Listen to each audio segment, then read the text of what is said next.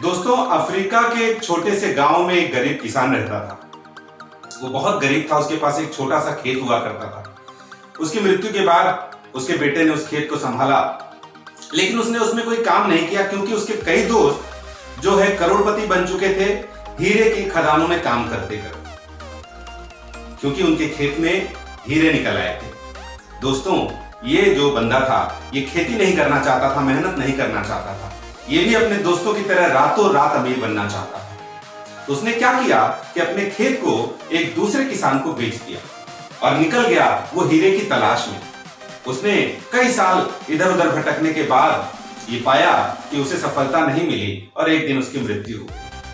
अब जिस किसान ने उसके खेत को खरीदा था, एक दिन वो अपने खेतों में काम कर रहा था तो उसने पाया कि एक पत्थर जिसके ऊपर सूरज की रोशनी पड़ रही थी वो अजीब तरीके से चमक रहा था।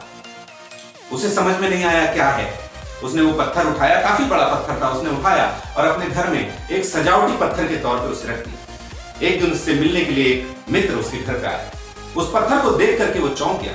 उसने कहा, दोस्त, तुम जानते हो ये पत्थर क्या है? किसान ने कहा, नहीं। उसने कहा, ये हीरा हो सकता है, इसकी चमक बिल्कुल अलग है और अगर ये हीरा हुआ तो ये दुनिया का सबसे बड़ा हीरा हो सकता है। ये कहां मिला तुम्हें? तो उसने कहा कि ऐसे तो कई सारे छोटे छोटे पत्थर और भी मेरे खेत में।